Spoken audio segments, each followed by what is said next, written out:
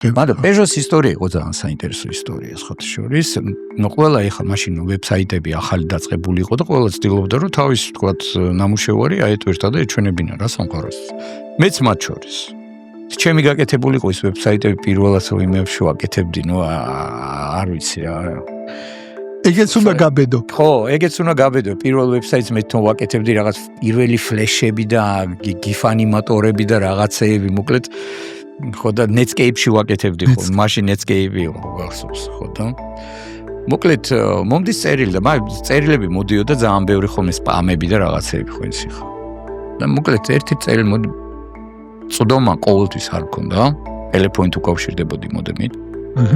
და ჩემები ისვენებდნენ წყნეთიდან ჩამოვედი თბილისში და მეთქი შევალა ხა იმეილებს შევამოწმებ, შევამოწმებ იმეილს, ხედავ რომ ჩვენ თქვენთან თანამშრომლობა გვინდა Peugeot და თუ ხართ მზად ამისთვის, მეთქი ესე ვერ არიან და დავკეცე რა და გავიქეთ საქმეებს. მეც საღამოთი ვნახო.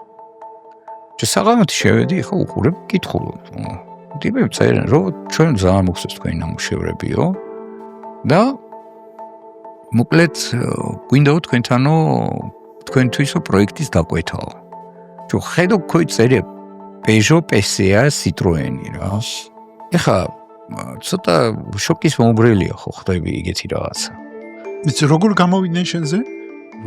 ვებსაიტით. იმ პირველ თაობის ვებსაიტი. პირველ თაობის ვებსაიტით გამოვიდნენ.